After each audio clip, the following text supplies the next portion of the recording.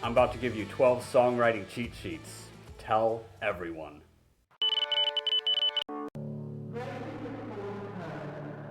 I'm going to explain chord progressions since everybody's curious to know what they are. If you follow the whole half scale, you're going to get the major scale every time. But I'm actually going to make it a little bit easier than that.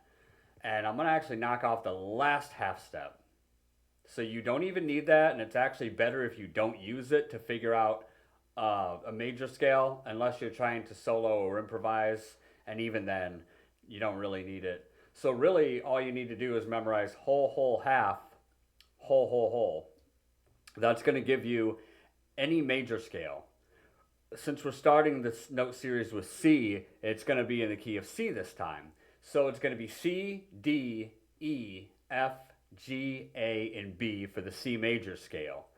So we're going to figure out the chord progression in the scale of C. We're going to take that scale we just came up with, and we're going to make a mirror image of it. And the reason for that is you're going to find out why in a minute. Is because we're going to use both of these scales that are identical, and notice we're not using the C for the last half step, because that's actually really important too. So if you know what a triad is, if you don't, I have a video on triads, and it's going to show you how to create the major triad. The major triad for C major is C, E, and G. So taking the first, third, and fifth notes of the scale, you're going to come up with C major. So that's going to be the first chord of our progression.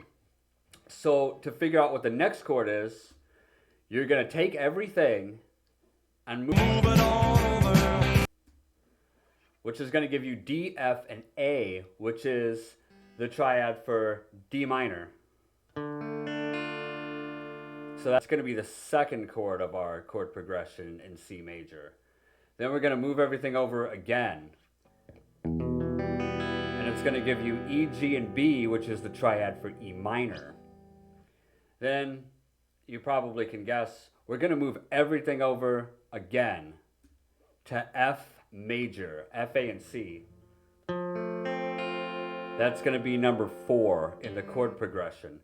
And then you could surmise that we're going to take those 3 notes and move them to G, B, and D, and you'd be right. So G, B, and D is G major, which is going to be the 5th chord in our progression. And then we're going to take everything once more, move it to A, C, and E, and come up with A minor. And that's going to be number 6 in our chord progression. And then for the last one, we're going to move everything over to B, D, and F, which is going to be B diminished. And B diminished is going to be number 7 in our chord progression. What's happening here is that it's major, minor, minor, major, major, minor, diminished. It's going to be that way for every major scale, no matter what it is. So once you actually know that it's major, minor, minor, major, major, minor, diminished, you can look at any major scale and already know that that's the formula. It's going to be major, minor, minor, major, major, minor, diminished. You can do it for the scale of A major. You can do it for the scale of B flat major. You can do it for the scale of B major. And none of that's ever going to change as long as it's a major chord you're starting the chord progression out with. So once you know that, then you know how chord progressions are put together and why. And all you're ever really doing is taking the major scale notes and moving them over.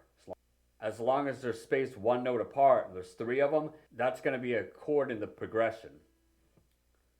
And you can also download from the website for free